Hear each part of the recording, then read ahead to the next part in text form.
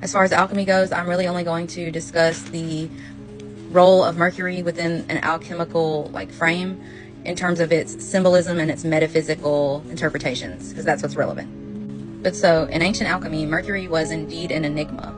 Known as quicksilver, silver water, and azoth, Mercury was one of the tria prima, or prima materia, which was the three primary substances of existence in the natural world, along with sulfur and salt.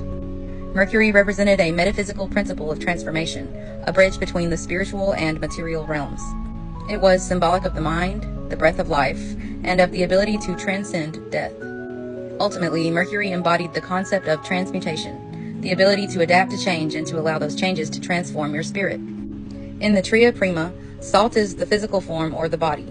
Sulfur is the fire of the divine spark, the life force energy of the human soul. And Mercury is the spirit of transformation, the intellect, the mind, and the consciousness, bridging the gap between the body and the spirit, and the gap between our material world and the unseen spiritual realm. This is the energy through which we are able to transmute and purify our soul's essence, and achieve spiritual enlightenment and illumination. A major aspect of achieving the result of spiritual enlightenment and transcendental wisdom was Mercury's role as a facilitator for the union of opposites, namely the energies of the divine feminine and the divine masculine principles, as well as the left and the right hemispheres of the brain. Mercury himself was an androgynous figure, neither presenting entirely as one sex or the other.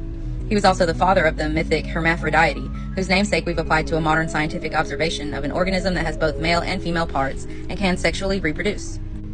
This is highly symbolic of Mercury's metaphysical function, which is to unite all separate dualistic forces and consolidate them into a single product. The essence of the soul, purified, having fully integrated all of its separate components into one cohesive energy, can only then reach its true potential of illumination.